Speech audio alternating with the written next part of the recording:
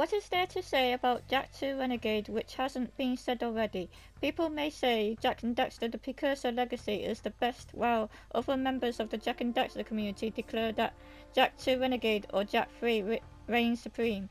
To be honest, despite an platformer connoisseur, I consider Jak X Combat Racing arguably holds up much better than the Jak and Daxter trilogy. I'm not saying that they're bad, I'm saying that there are some aspects that I didn't enjoy, especially when the controls are clunky and there is absolutely no strafing. Guns and strafing go hand in hand, so I don't understand the absence of said strafing.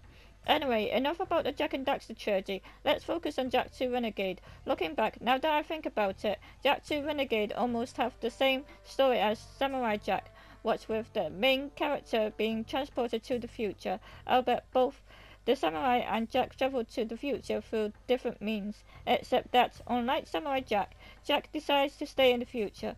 What they have in common, besides them sharing the same name, is that they both experience nitty-gritty, dark, dystopian futures. It's a coincidence because Phil Lamar, who is Samurai Jak's voice actor, voiced Sig from Jak 2 Renegade, Jak 3, and Jak X Combat Racing. I finally met him in person at MCM Comic Con, Manchester 2018. I even squealed like a fangirl when he acknowledged me and noticed my Ratchet and Clank cosplay while he spotted me in the crowd. Speaking of Ratchet and Clank, one of the highlights of Jak 2 Renegade is suddenly seeing a billboard poster of Ratchet and Clank in the deeper parts of Haven City. I really miss the good old days when Insomniac Games and Naughty Dog used to promote each other's games by including their main mascots in each other's games.